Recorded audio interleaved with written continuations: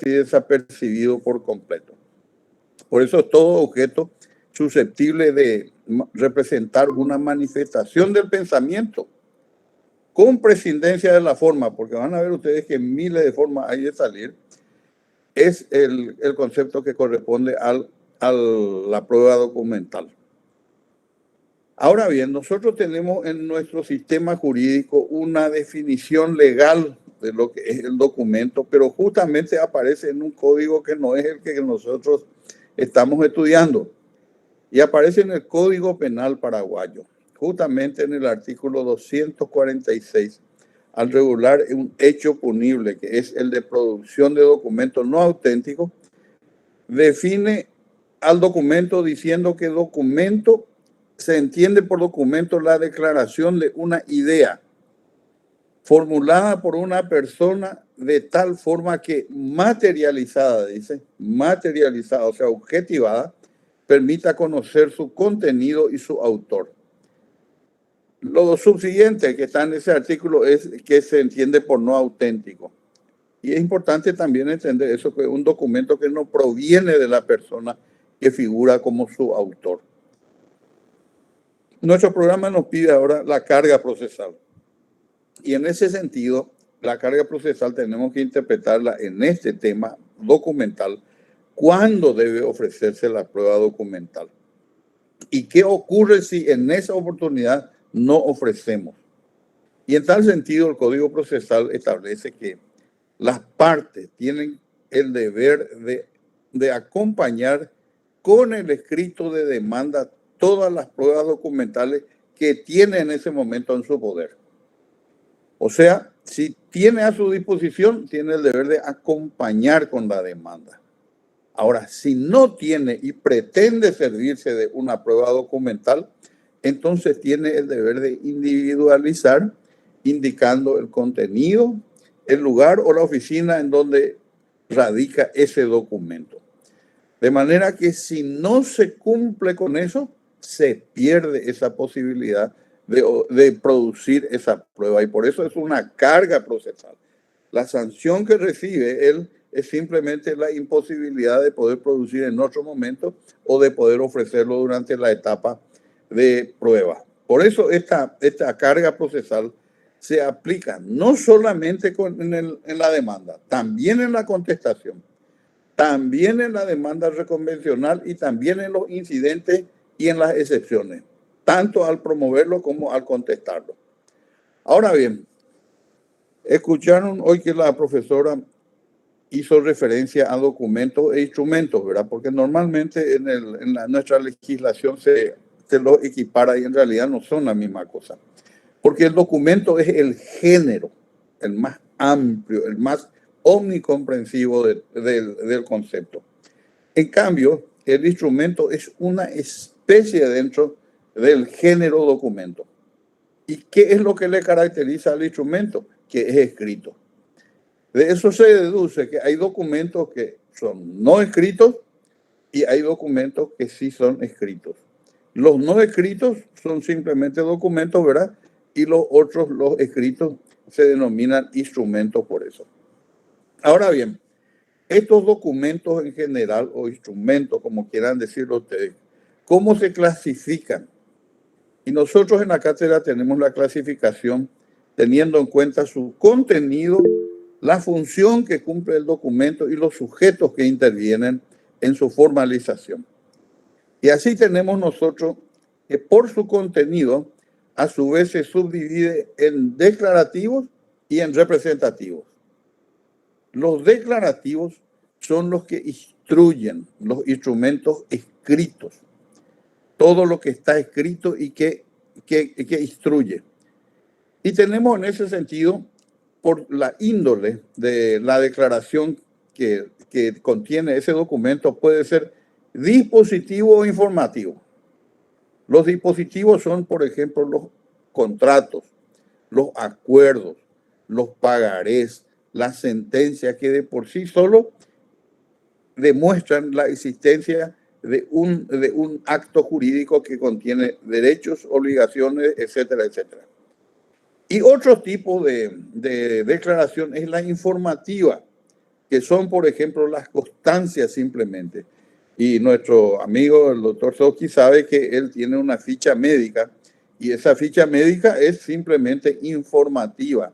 No contiene ningún contrato, no tiene ningún acuerdo, no hay ninguna obligación, pero es una información que él tiene a su disposición a los efectos de poder atender con mayor seguridad al paciente, ¿verdad?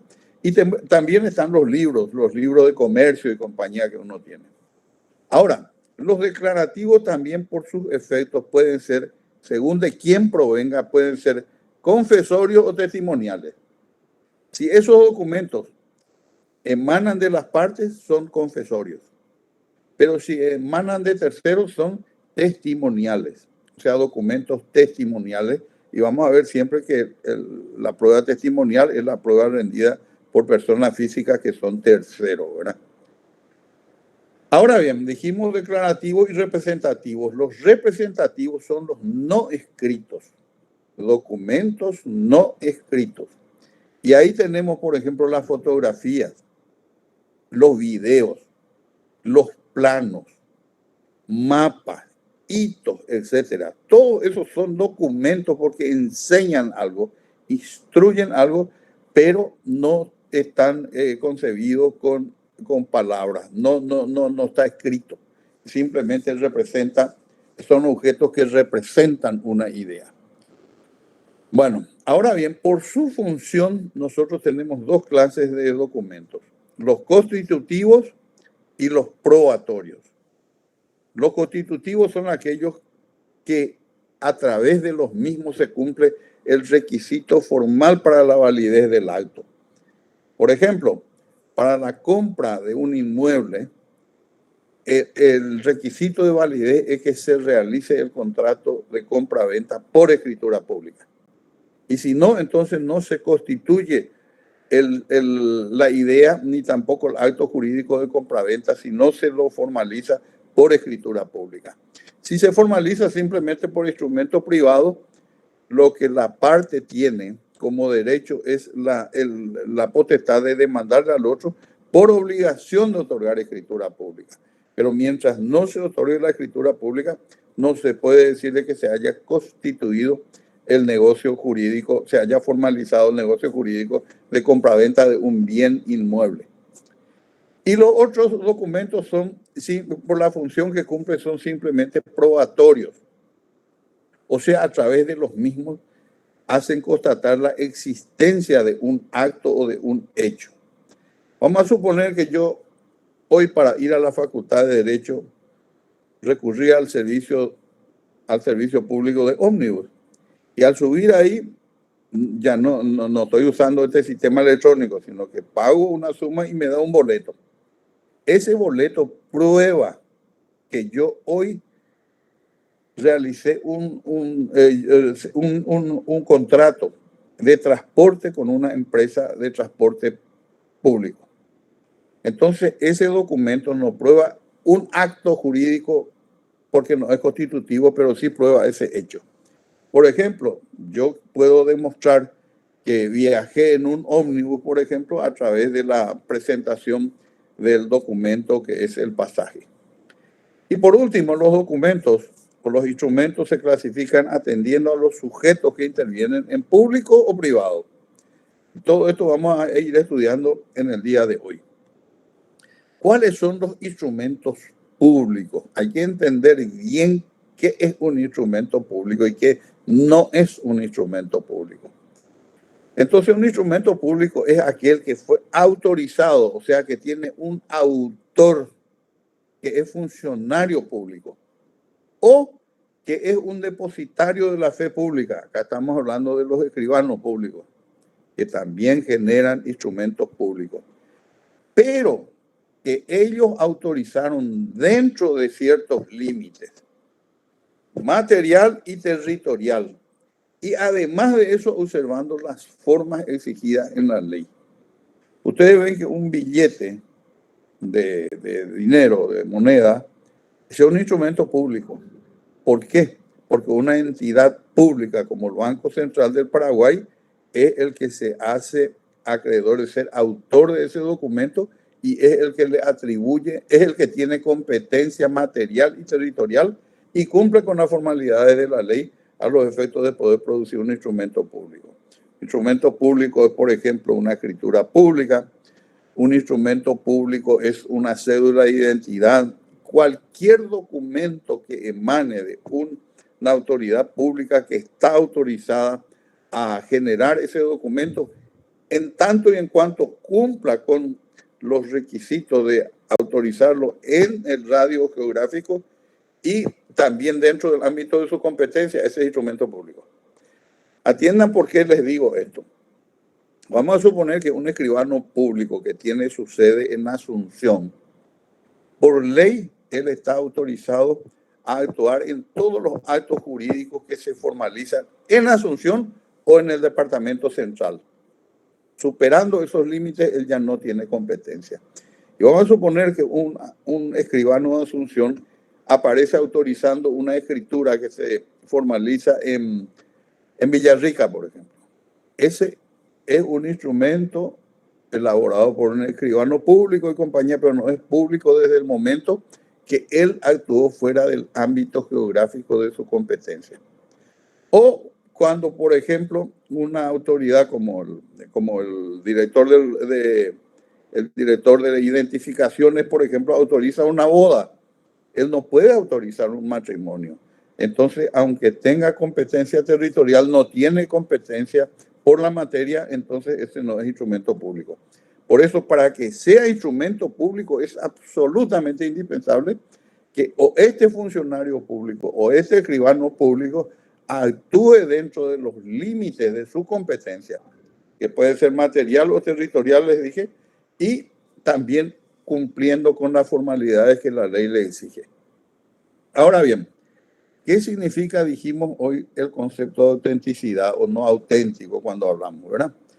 La autenticidad consiste en que es posible reconocer al autor del documento sin necesidad de llevarlo a una sede judicial. O sea, yo no necesito convocarle al director de identificaciones para que él reconozca ante un juez que él fue el que firmó por una cédula de identidad, por ejemplo. No hace falta, porque el juez está obligado a admitir la autenticidad de ese documento y la validez también de ese documento.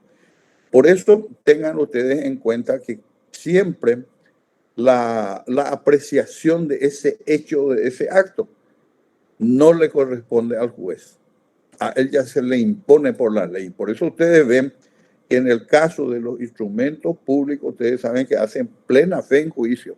Y vamos a ver qué parte del instrumento es lo que hace plena fe. Y eso significa que el juez no puede apartarse de eso. Él no puede decir, no, a mí no me convence o no me consta. No, él tiene el deber de aceptar.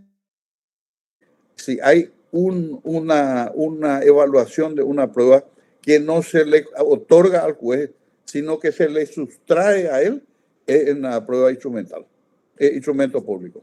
Ya la ley dice, este hace plena prueba. Si yo, por ejemplo, presento un certificado de un acta de nacimiento en el cual consta que mi padre, que lleva mi nombre, o sea, yo llevo su nombre también, se llama Carlos González, entonces pueden aparecer 1000 testigos y digan, este no es Carlos González, sin embargo, yo con ese instrumento público estoy probando y no vale de nada la declaración de todos los demás testigos que pretenden decir que yo no soy. ¿Por qué? Porque yo me amparo en un instrumento público y una simple o miles de declaraciones de testigos no pueden enervar la fuerza que dimana de un instrumento público. Por eso nosotros decimos de que hace plena fe. Pero acá tenemos que ver que hay ciertos documentos que son privados y que por supuesto no hacen plena fe, pero pueden lograr una categoría superior mediante el reconocimiento de firma por parte del autor, que puede ser voluntario o tácito. O sea, le convoca el juez y le dice que venga a reconocer una firma y que si no viene se va a tener por suya la firma, aunque no lo sea. Entonces, voluntariamente él reconoce cuando viene, comparece ante el juez y dice, sí, es mi firma. y tácitamente reconoce cuando tenía el deber de comparecer y sin justa causa no vino, entonces se tiene que dar por reconocido ese documento. Y por otra parte, vamos a suponer que él niegue la firma que aparece en un documento privado. Entonces se tiene también el mecanismo de la comprobación judicial, que es un mecanismo que se hace mediante un procedimiento que se llama cotejo, que lógicamente está a cargo de los peritos. Ahora bien, ¿cuáles son los atributos que tiene el instrumento público? El instrumento público, en primer lugar, el atributo que tiene es el de la fecha cierta. La fecha cierta es la que aparece en ese documento. Si tiene fecha, entonces es esa la fecha, independientemente de que el acto se haya formalizado de verdad en fechas diferentes. Les doy una explicación.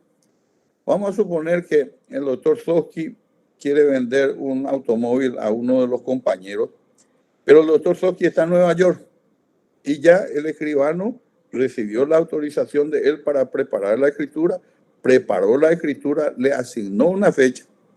Viene el compañero, el comprador, firma, pero el doctor Sosky está en Estados Unidos.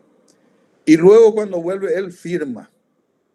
Lo mismo se considera que él firmó en la fecha que aparece en la escritura pública, porque si uno va a tener que decir la fecha que le vamos a asignar es la que cada uno firmó, entonces prácticamente no va a ser posible realizar actos jurídicos de esta envergadura, ¿verdad?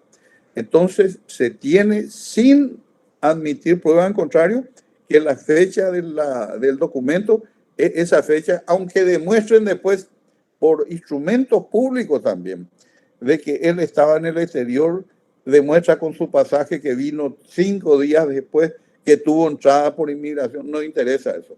A los efectos del instrumento público ya se toma ese como fecha cierta, porque les repito, de lo contrario, no es fácil unirle en un mismo acto a las partes y al escribano público, primero para que este redacte y segundo para que los otros firmen. Entonces se tiene ya por fecha cierta. En segundo lugar, otro atributo que tiene el instrumento público es la fuerza probatoria. Y ahí vemos nosotros que esa fuerza probatoria se puede apreciar o valorar desde dos puntos de vista. Con relación a los elementos externos del instrumento, que es lo material, o sea, lo que surge ahí del mismo documento y que se percibe a través de nuestro sentido. Y también con relación al contenido del instrumento. El contenido es ya el aspecto ideológico del documento. Y ahí tenemos que hacer otra vez una subdivisión. Si ese contenido del instrumento es un hecho que cumplió el oficial público o que él dice pasó en mi presencia, hace plena prueba. O sea, cuando el escribano dice que se hizo tal día, que fue ante él, que comparecieron esa persona, eso no se discute, hace plena prueba. Pero ¿qué no hace plena prueba en un instrumento público? Las manifestaciones de las partes.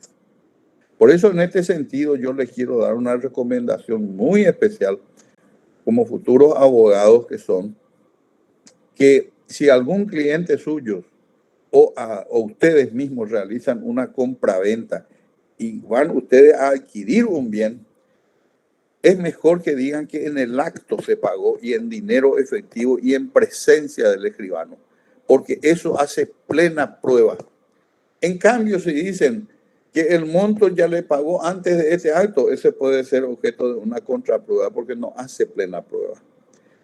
Atiendan bien a lo que les digo. Yo siempre dije por eso, y cuando realizo un acto jurídico de compra-venta, cuando yo estoy adquiriendo algo, generalmente me voy con un cheque de gerencia del banco por ese monto. Entonces dice el escribano, paga en este acto con cheque número tal girado contra el banco tal, cheque gerencia por tal valor, y él tiene que dejar incluso al final una constancia de que él presenció esa entrega del cheque, porque de lo contrario la escritura va a ser nula. Pero justamente, ¿por qué yo lo hago así? Lo hago así porque es un acto que se cumplió en presencia del escribano. En cambio, el escribano, cuando no presencia eso, él dice que las partes dicen que ya recibieron antes de este acto, que el uno pagó y el otro cobró. Entonces, eso puede ser objeto de una contraprueba, así semiplena prueba simplemente.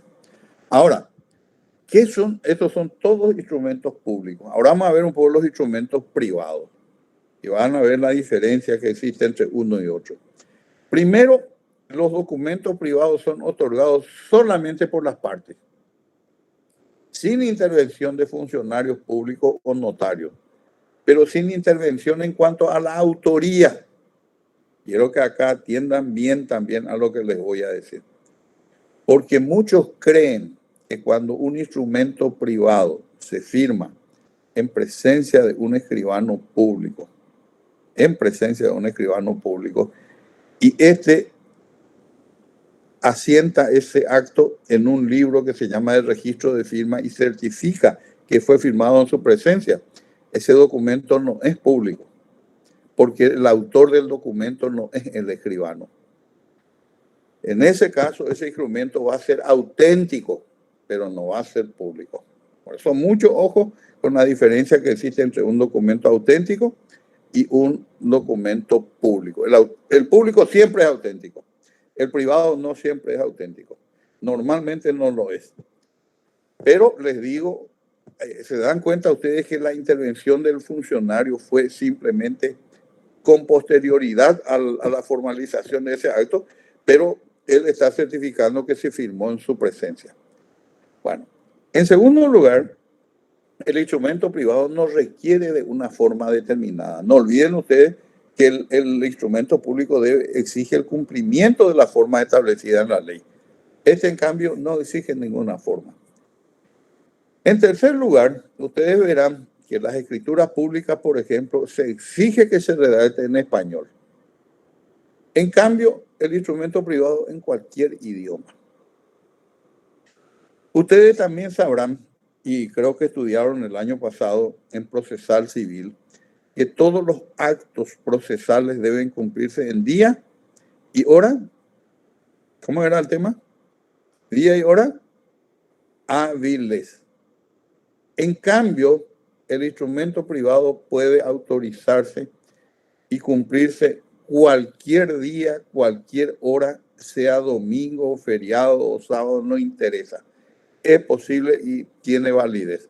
En cambio, ustedes se imaginan que aparezca en un proceso, por ejemplo, una declaración de un testigo en un proceso, en un juicio, que declaró un sábado, por ejemplo. Ustedes ya plantean incidente de nulidad. ¿Por qué? Porque dice que es nulo si es que se formaliza en día inhábil o en hora inhábil. Pero, lógicamente, ustedes no olviden que cuando estuvimos, no sé si ya hablamos o no sé si ya tratamos o no de la suspensión del plazo, no tratamos. Pero cuando estudiemos la suspensión del plazo para alegar, van a ver ustedes que cuando se concede un plazo determinado para que se pueda producir algunas pruebas pendientes, ahí sí el juez puede habilitar días y horas inhábiles incluso. Ahí. Pero en un proceso normal, dentro del plazo de pruebas normal, no puede habilitar el juez. Bueno, ¿cuál es el requisito esencial para que un documento sea considerado privado? La firma. La firma. Eso es esencial. ¿Y en qué consiste la firma? Es una representación gráfica del nombre y apellido de una persona, que él lo hace de su puño y letra y del modo que él acostumbra a hacerlo, porque él puede escribir en letra o hace simplemente unos garabatitos y siempre estampando al pie del instrumento, porque lo que se firma por encima del cuerpo, eso no tiene ninguna validez respecto de lo que viene por debajo, a no ser que vuelva a ratificarse la firma. Por eso repito que para individualizar al autor del documento es esencial la firma. ¿Qué funciones cumple la firma? Primero, que hace que le imputemos la autoría al firmante. Y en segundo lugar, que a través de esa firma él está expresando su voluntad. Él está manifestando su voluntad de aceptación con lo que está firmando. Ahora bien, ustedes me dirán, ¿hay libros privados no firmados? Y dijimos que la firma es esencial. Sí los hay. Por ejemplo, los libros de comercio. Eso simplemente se escriben, pero nadie lo firma. Y otros se preguntan, ¿será que la impresión digital puede sustituirle a la firma? Y hay países donde sí lo admiten, pero nuestros no admiten. Tiene que ser la firma para que valga. ¿Y por qué es esto? Porque el doctor Soski sabe perfectamente, mucho mejor que todos nosotros, que a un muerto se le puede extraer su impresión digital y un muerto no puede expresar su voluntad ya después de viajar al infinito, ¿verdad? Otra cuestión que tenemos que tener en cuenta y que caracteriza al instrumento privado es que debe realizarse en lo que se dice doble ejemplar, pero no es doble, es múltiples ejemplares. Porque si, por ejemplo, en un contrato tienen interés 1000 personas, entonces hay que redactar en 1000 ejemplares. De manera que no es doble ejemplar, sino que 1000 ejemplares. En cambio, en una escritura pública pueden tener interés y participar 1000 personas y el escribano redacta una sola escritura y luego le provee a cada uno una copia o un testimonio, pero firman una sola vez. En cambio, en los instrumentos privados necesitan firmar todas las hojas y compañía. Ahora, otra característica de los instrumentos privados es que carecen de autenticidad y carecen también de fecha cierta. Pero vamos a ver que hay mecanismos legales para darle autenticidad y para darle también fecha cierta. Y en ese sentido se le da la autenticidad cuando ellos vienen a reconocer la firma, por ejemplo. Y ya sea ese reconocimiento, dijimos, voluntario o tácito. Cuando el juez le convoca, él comparece y reconoce, es voluntario. Y cuando no comparece, el juez tiene por firma de él. Ahí ya es auténtico. Y la fecha cierta, sin embargo, se da por ciertos acontecimientos en los cuales se puede utilizar ese documento. Por ejemplo, si yo presenté en juicio un instrumento privado, esa fecha que yo exhibí en juicio, que yo incorporé en un juicio, esa es fecha cierta también. En segundo lugar, cuando ese documento lleva la certificación de firma por notario. En tercer lugar, cuando ese documento privado fue transcrito en un protocolo de un escribano público. Y en cuarto lugar, cuando fallecen, ya sea los firmantes o ya sean testigos que participaron de ese instrumento privado. El día que falleció uno de ellos, esa es fecha cierta, porque no se puede concebir que lo hayan firmado después de. Bueno, ahora la exhibición de los documentos. Ustedes saben que esos documentos pueden estar en poder de las partes o pueden estar en poder de terceros. Y tenemos que ver cómo se exhibe eso en juicio. Si es de las partes, entonces tanto las partes como los terceros tienen la obligación de presentar los documentos esenciales. ¿Por qué? Porque es una forma de auxiliar al juez, dice, no es al juez, a la justicia. Y respecto de la lealtad, de la probidad y de la buena fe que emana de esos documentos. ¿Qué facultad tiene el juez entonces cuando el documento está en poder de las partes o del tercero? El juez puede ordenar la exhibición de esos documentos sin sustanciación. Él ordena y punto. Se debe cumplir. Y en segundo lugar, señala un plazo para que el que tiene ese documento, o sea, el tenedor, pueda presentarlo o pueda exhibirlo. Bueno, ahora bien, vamos a ver cuando está en poder de una de las partes. Vamos a suponer que está en poder de una de las partes y lo presenta, todo normal. Pero vamos a suponer que está en poder de él y él se niega a presentar.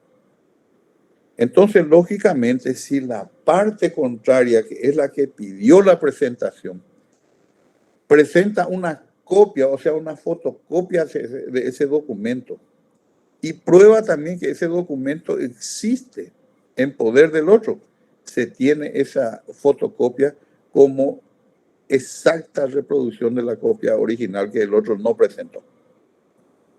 Ahora bien, si de otros elementos de juicio que no sean los que mencionamos resulte verosímil, crea una presunción en contra del que se negó a presentar. Ustedes durante el juicio y durante el debate de la parte probatoria, que es tal vez la parte más importante del proceso, es tal vez la más importante y es la etapa en la que las partes tienen que trabajar 10 veces más y agotar todas sus energías ahí durante ese periodo. Entonces van a ver ustedes de que se pueden encontrar con aquel principio de nemo tenetur edere contra se. Eso está en un aforismo latino. ¿En qué consiste eso? En que nadie tiene el deber de cumplir una actividad que tenga por resultado producir una prueba a favor de la contraria y no de sí mismo.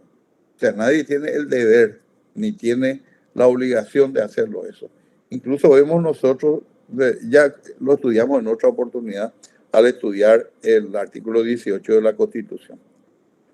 Por eso se halla limitada por ese artículo 18, se halla limitada a eso, que nadie está obligado a declarar contra sí mismo, salvo que se trate, por ejemplo, de documentos comunes o la exhibición del libro de comercio.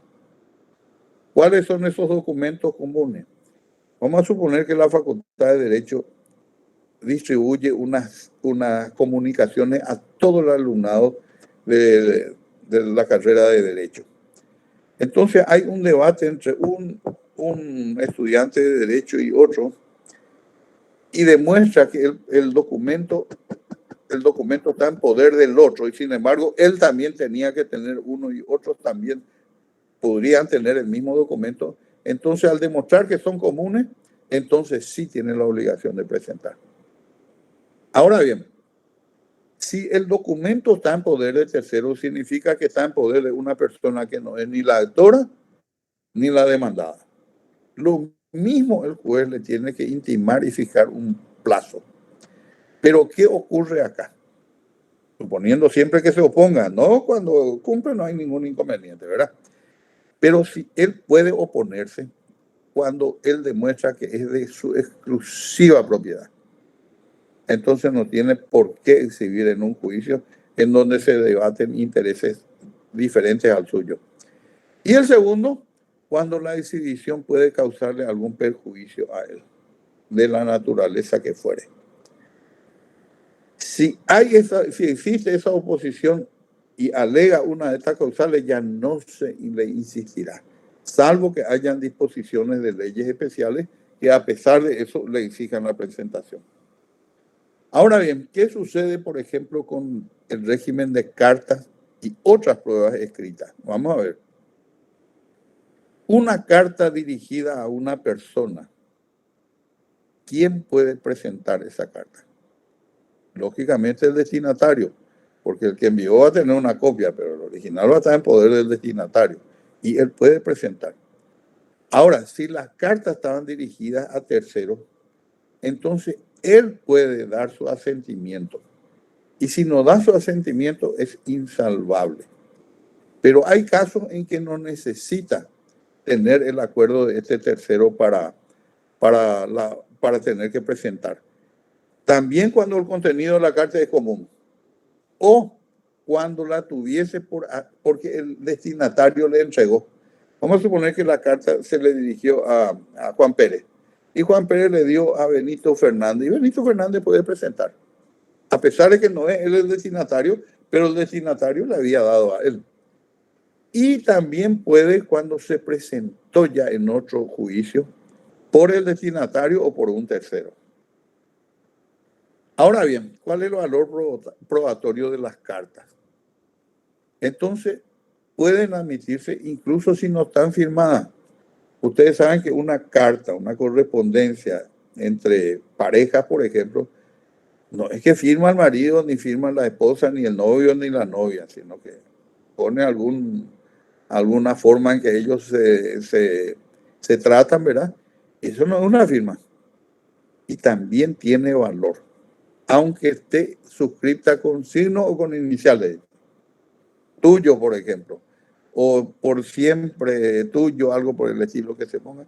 Entonces eso se acepta, con tal de que también se pueda determinar de que la letra también le pertenece a él. Ahora, ¿qué ocurre con los telegramas? Que tantas veces nosotros solemos creer que tiene el valor de instrumento público. Sin embargo, el Código Civil dice que los telegramas tienen el valor de instrumento privado nomás. Pero no solo eso, cuando se demuestra que el original que existe en la oficina tiene la firma del remitente. Yo les pregunto a ustedes, ¿quién hoy remite un telegrama a través de la oficina de Antelco? Directamente lo hacen por teléfono, transmiten en el 17, creo que es el número, ¿verdad? Hace tiempo que yo no transmito telegrama, ¿verdad? Y ahí no hay ninguna firma. Entonces no tienen ni siquiera el valor de un instrumento privado. Pero ustedes saben que cuando se le corre el traslado del documento, el otro va a decir acepto o no acepto, ¿verdad? Bueno, ahora bien, nosotros a veces nos encontramos con fotocopias de documentos privados. Fotocopias, repito, de documentos privados. Y esa fotocopia del documento privado lleva la certificación de firma del actuario, por ejemplo. Muchos creen que por eso ya hay instrumento público. No, señores. Si lleva la certificación del actuario, solamente se considera que es fiel y exacta reproducción del original, que es privado y que obra en el expediente. Y si el que está certificando es el escribano, certifica la autenticidad de una fotocopia, entonces él está certificando que ese documento, el original de ese documento está en el protocolo a su cargo. De manera que no es que porque el actuario le puso una firmita, ella le volvió instrumento público. No, sencillamente se considera que es fiel reproducción de aquel original que es siempre instrumento privado. Ahora bien, ¿qué sucede con los libros domésticos de los no comerciantes? Esa gente que lleva anotaciones en su casa sobre la administración del patrimonio de la familia, ¿verdad? Bueno, ese no prueba nunca a favor, porque si no yo voy a escribir todos los días, fulano me debe, el doctor fulano me debe tanto. No, eso no prueba a mi favor, pero sí prueba en contra mía. Cuando expresamente, cuando enuncia que yo recibí un pago. Por ejemplo, en uno de mis documentos domésticos, hago constar que en tal fecha recibí la suma de 50 millones de guaraníes de fulano de tal. Prueba en contra mía, no a mi favor. Y también cuando contiene una mención, la anotación se hizo para suplir una falta de un título a favor de quien se indica como acreedor. Vamos a suponer que yo diga que dejo constancia en un cuadernito mío, ¿verdad? Dejo constancia que adeudo a fulano de tal la suma de tanto y no le di el pagaré. Pero ese libro doméstico mío puede probar la existencia de una deuda que yo contraje. No es que a mi favor, sino en contra mía, ¿verdad? Ahora bien, vamos a ver esta cuestión de autenticidad de documentos y cuál es la regla general. Nuestro código tiene un cierto error en su redacción, pero vamos a tratar de hacerlo de que realmente sea bien comprendido por todos, porque siempre dijimos que los documentos públicos siempre hacen plena fe, salvo que sean redarguidos de falsedad. Y nuestro código, la regla general es que se tienen por auténticos, salvo impugnación y prueba en contrario, los documentos presentados por una de las partes y que son atribuidos a la otra. ¿Y cuándo es auténtico? Cuando existe certeza sobre la persona que elaboró ese documento. Pero, ¿cuál es la carga procesal que tiene entonces el demandado cuando el actor presentó documentos que le atribuye a él? Ya cuando estudiamos la contestación de la demanda dijimos que tiene la carga de reconocer o negar la autenticidad de esos documentos que a él le atribuyen. Si él no cuestiona ese documento, entonces quiere decir que él está admitiendo. Así como, por ejemplo, un telegrama que vino y él no hace ninguna impugnación, entonces está aceptando de que él recibió ese telegrama. Y segundo, la recepción o no de las cartas, telegramas, instrumentos que a él le son dirigidos. De manera que en estos casos, él tiene esa carga procesal al contestar la demanda o al contestar lo que es equivalente. Dijimos nosotros que en la contestación de la demanda, el demandado puede presentar documentos y esos documentos se le corre traslado al actor por 5 días y ese tiene que en ese momento entonces reconocer o negar la autenticidad de esos documentos. ¿Cuáles son los únicos que están liberados de esta carga? ¿Quiénes no necesitan cumplir esta carga? Primero, cuando los documentos están atribuidos al causante a título universal o singular y los herederos o sucesores se limitan a decir, ignoran si la letra y la firma y si el contenido son auténticos o no. ¿Por qué? Porque ellos no están obligados a reconocer la firma del causante. Solo el causante podría haber reconocido su firma en vida, pero los herederos pueden ampararse en eso. A mí no me consta. Y eso lógicamente va a ser objeto de un cotejo, de una comprobación judicial ulterior a través de vía de periciales y compañía, ¿verdad? Y también no tiene esa carga aquel defensor público, o sea, el defensor de pobres y ausentes, en ejercicio de una función pública. Pero ambos, tanto los herederos como el defensor público, tienen el deber de reconocer o negar la autenticidad después de producida la prueba. O sea, en los alegatos, cuando ellos presentan su escrito, tienen ahí el deber de decir que reconocen o niegan esa autenticidad de ese documento. Ahora bien, vamos a suponer que nosotros estamos, A y B están debatiendo en un juicio, ellos son contrapartes. Y B presenta 3 documentos. Uno emana de C, otro de D y otro de E. O sea, C, D y E no tienen vela en el entierro, ¿verdad?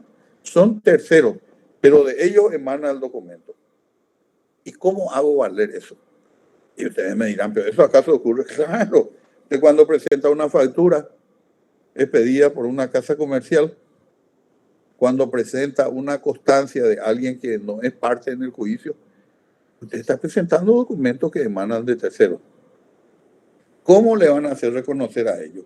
A ellos no se les va a llamar simplemente a decir, venga a reconocer, y si no reconoce, si no viene, se va a tener prueba auténtica. Por favor, a ellos que les importa el resultado de este pleito y son terceros. Entonces, ¿cuál es el artilugio al que recurre nuestro código? Establece que cuando el documento emana de tercero debe reconocerse y ofrecerse como testigo. O sea, yo cuando le llamo a una casa comercial a reconocer, a que designe un funcionario para que venga a reconocer o negar la autenticidad de un documento, entonces lo estoy haciendo como testigo, para que venga ahí. ¿Y por qué como testigo? Porque el testigo tiene el deber de comparecer. Es una carga pública el ser testigo. Y si uno no comparece, puede ser traído por la fuerza pública. De manera que hay una gran diferencia con la parte. La parte simplemente pierde la chance de discutir la autenticidad de un documento. Pero al tercero que no le interesa eso, sin embargo, sabe de que puede ser traído por la fuerza pública, puede ser arrestado y se le puede imponer una multa también. De manera que no creo que cuando se lo llame a cualquier tercero a reconocer uno, de que ellos dejen de venir. Van a venir. Pero mediante mediante el hecho de que dentro de la legislación está establecida que ellos deben ser ofrecidos como testigos. Esto está en el Código Procesal Civil. Y a veces no se entiende pues cómo funciona y por qué le llama como testigo. Le llama porque el testigo es una carga pública. Él sí tiene la obligación y el deber de comparecer. Por la fuerza, por las buenas o por las malas. Bueno, ahora, ¿en qué consiste esto de la redargución de falsedad? Yo simplemente puedo decir, no, eso no es cierto lo que dice esta escritura pública. No. Y acá es donde vamos a encontrar nosotros un defecto de nuestra legislación, especialmente en el artículo 308 de nuestro código, que habla justamente del tema de la redargución de falsedad. Si quieren ustedes mirar sus códigos correspondientes, el 308. Bueno, ¿cuál es la vía procesal entonces para atacar el contenido del instrumento público? Se denomina querella de falsedad o argución o redargución de falsedad. Cualquiera de estos nombres puede tomar, porque se puede impugnar en el ámbito penal como delito o se puede en el ámbito civil.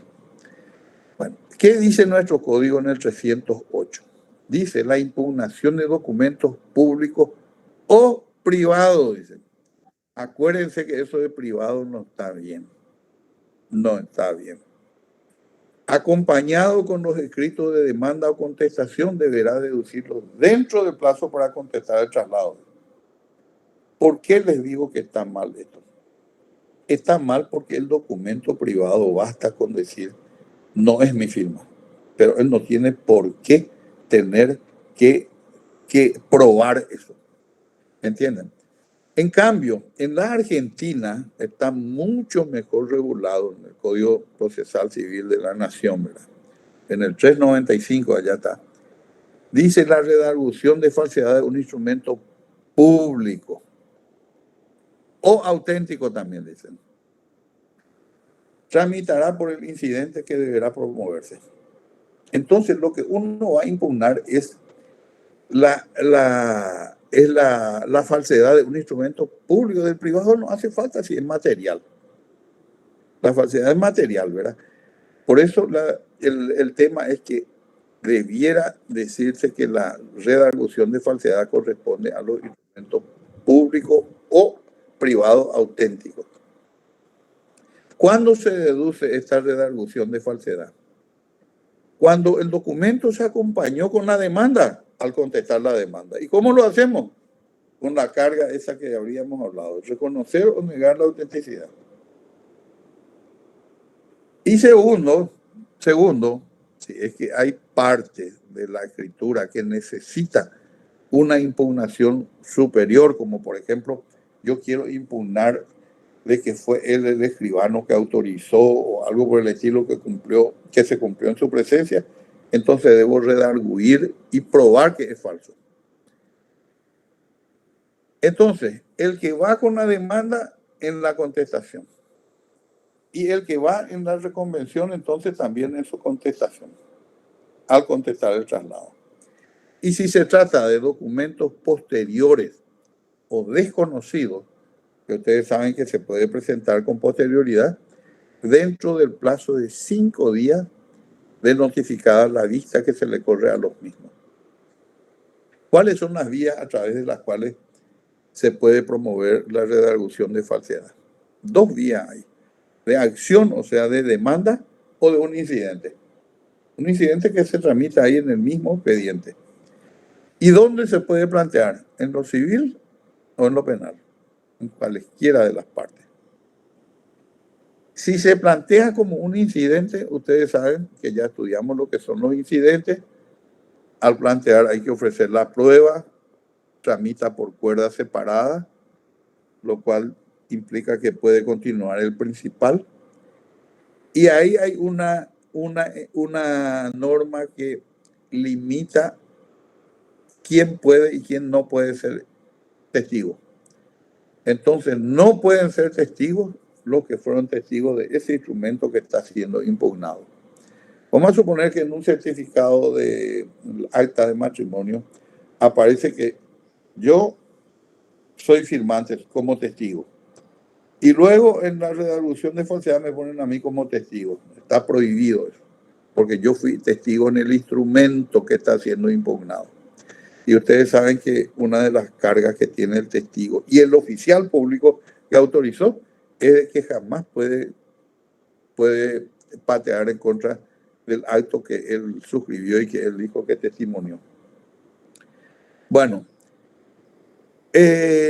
por último, si se plantea como incidente, eso se resuelve recién en la sentencia principal. ¿Cómo se sustancia? Entonces ya dijimos también, ¿verdad? La falsedad de documentos públicos puede ser material o puede ser ideológica. ¿Cuál es la material?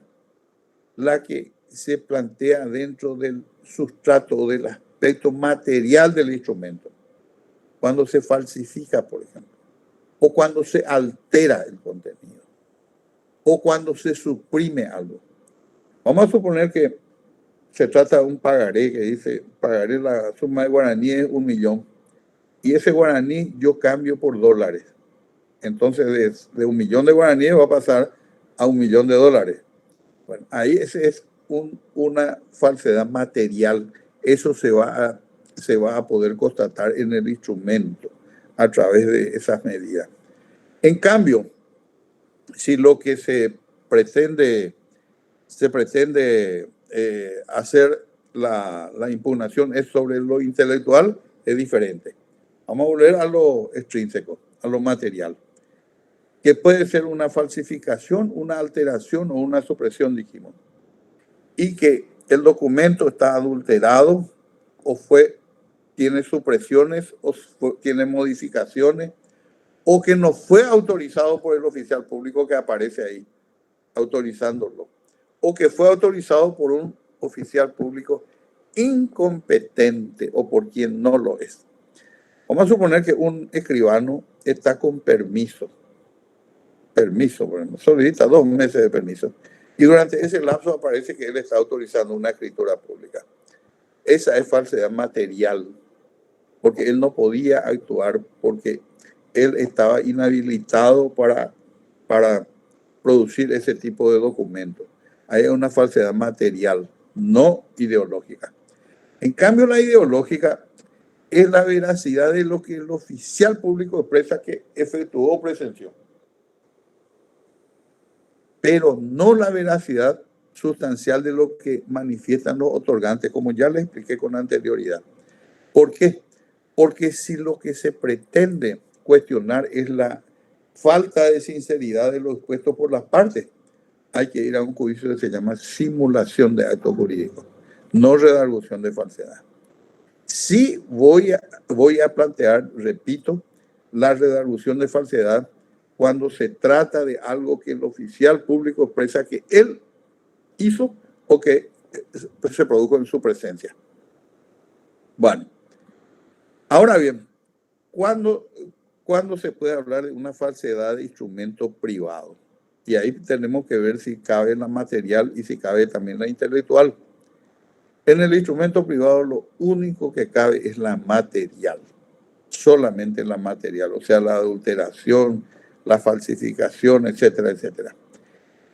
Y para eso se puede recurrir a un medio de prueba que se llama el cotejo, a través del cual se va a demostrar si la letra y la firma es auténtica, y para eso tiene que compararse tanto la letra del que aparece ahí redactándolo y la firma con otra auténtica. Vamos a suponer que una persona ha redactado un documento y firmado y ha presentado en una institución jurisdiccional.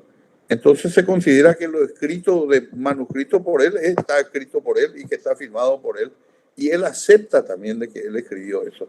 Y si no hay un manuscrito hecho por él, se le convoca a una audiencia para que él redacte un cuerpo de escritura, dice, a través del cual el juez le dicta a la persona de cuyo documento, que aparece como firmante o como redactante de ese documento, le dicta un cuerpo de escritura. Le dicta, por ejemplo, en la ciudad de Asunción, capital de la República, comparece fulano, bla, bla, bla, y él escribe eso, de puño y letra. Eso se considera auténtico porque él lo está redactando ante un juez, y el juez de la causa nada menos. Entonces, eso va a comparar con el otro documento que se tiene por no auténtico. Por eso se habla también de un documento auténtico y de un documento no auténtico. Bueno, ahora bien, él puede negar la firma o la letra, o manifestar que no conoce la que se atribuye a otra persona. Puede manifestar eso. Ahora, ¿cuál es la prueba a través de la cual se debe demostrar la autenticidad de ese documento? Siempre la pericial caligráfica, siempre. Sin perjuicio de otras pruebas, se le puede llamar a una solución de posición, etcétera, etcétera. ¿Qué efecto tiene este documento privado? El valor del instrumento privado reconocido por el firmante o declarado debidamente reconocido es idéntico a un instrumento público. El valor, pero no le atribuye la calidad de instrumento público. ¿Entre quiénes? Entre los propios firmantes y sus sucesores. O sea, no para terceros. El instrumento público hace erga omnes la autenticidad. En cambio, este únicamente hace para las partes o para sus herederos. Bueno, vamos a ver cómo se impugnan los instrumentos entonces extraprocesales, o sea, instrumentos que nacieron fuera del proceso. Un título de propiedad, un contrato. ¿Cómo se impugna? Por la vía de la redargución de falsedad, que es el único medio. En cambio, los documentos procesales, o sea, esos que se producen dentro del expediente, como por ejemplo, cuando viene a declarar un testigo, el acta que se labra, o cuando viene a absolver posiciones una persona, el acta que se labra, o por ejemplo, cuando el oficial de justicia va y traba un embargo, el acta que labra, todos esos son documentos procesales, porque fueron documentos que nacieron dentro del proceso. Y en el proceso, y tienen validez solo en el proceso, únicamente por la vía del incidente de nulidad.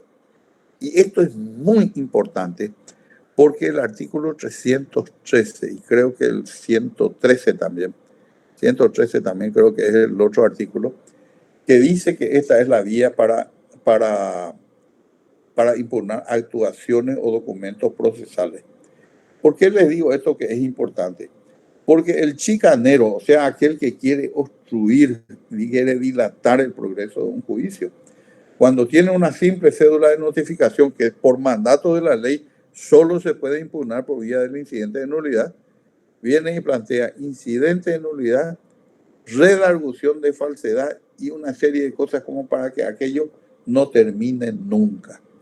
Entonces, un juez que maneja todos estos conceptos no permite que eso ocurra. Y por supuesto que no va a admitir la redargución de falsedad contra un documento que tuvo su origen y su nacimiento dentro del proceso. Bueno, con esto vamos a dar por finalizada la clase correspondiente a esta lección. Y les quiero decir que para el examen, ustedes saben que al final de año son las 31 lecciones las que se deben incluir dentro de las preguntas, ¿verdad? Y de las distintas cuestiones que se plantean por opción múltiple. Entonces, vamos a tratar de llegar a la lección 16. Hoy estamos recién en la 8. De manera que si fuera necesario, yo les voy a convocar a algunas clases fuera del horario, pero respetando otros horarios, ¿verdad? Puede ser un día sábado o lo que sea, de tal modo que podamos abarcar el desarrollo de todo el programa. De lo contrario, yo me doy cuenta que si hacemos nada más que una lección por clase, no vamos a llegar a las 16 para el primer examen, y en el segundo examen van a tener un espacio muy amplio y mucho más difícil. Porque ustedes saben que aunque yo desarrolle una sola lección, el examen final tiene que versar sobre las 31 lecciones. Y es importante que ustedes me escuchen a mí, que le escuchen a los profesores y que hagan las preguntas que ustedes quieren. Estoy a la disposición de ustedes, doctora Rocío. Profesor, el pedido de acompañar al documento con la cédula autenticada, fotocopia de cédula autenticada, ¿usted hace algún movimiento, algún pedido, y en banco, en cooperativa le piden autenticación de cédula. ¿Qué quiere decir eso? ¿Se pide por pedir? ¿Sirve para algo? ¿Para gastar? Es La demasiado verdad, incómodo. la verdad es que tiene un poco de desconocimiento esa petición, ¿verdad? Y por otra parte, porque la verdad es que la certificación que pueden hacer los actuarios o los secretarios de oficinas públicas también, o los escribanos, implica de que ese documento, el original, está o en el protocolo del escribano, o en el expediente del actuario, o en la oficina de aquel funcionario público, nada más que eso. Pero es una forma también de, como que el escribano público es ministro de la fe pública, entonces para evitar tener que ir con el original y mostrarle que coincide con el otro, entonces, pero ustedes saben que la municipalidad hace algo peor.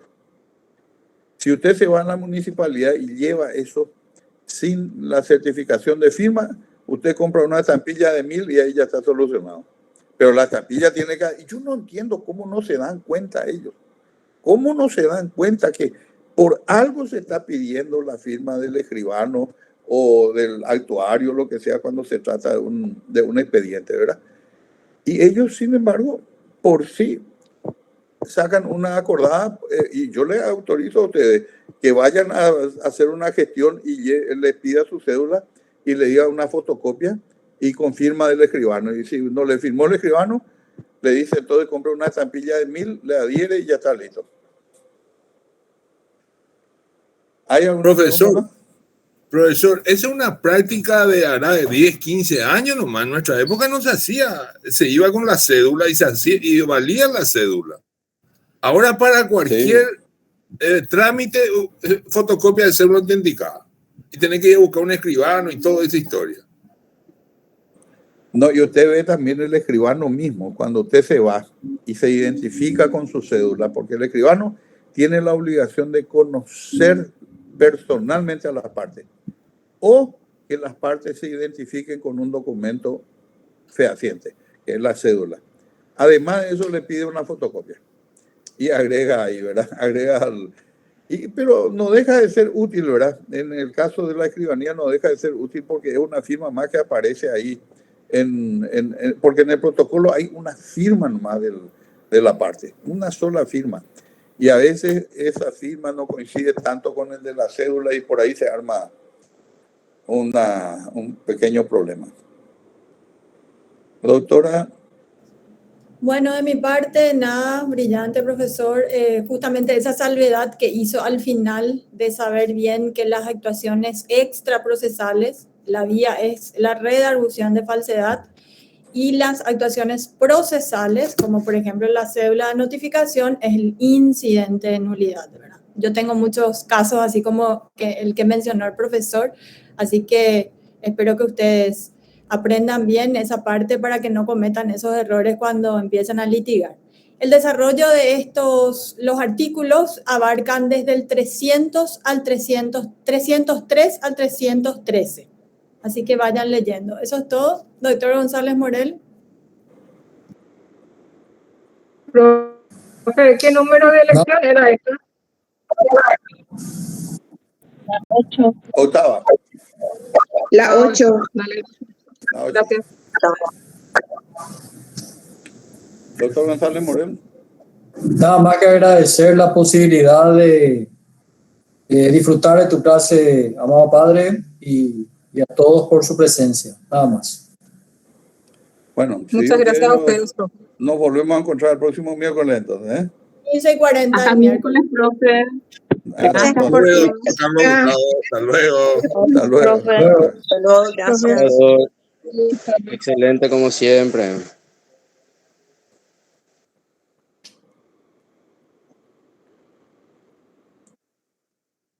Chao, Liz. Chao, chao.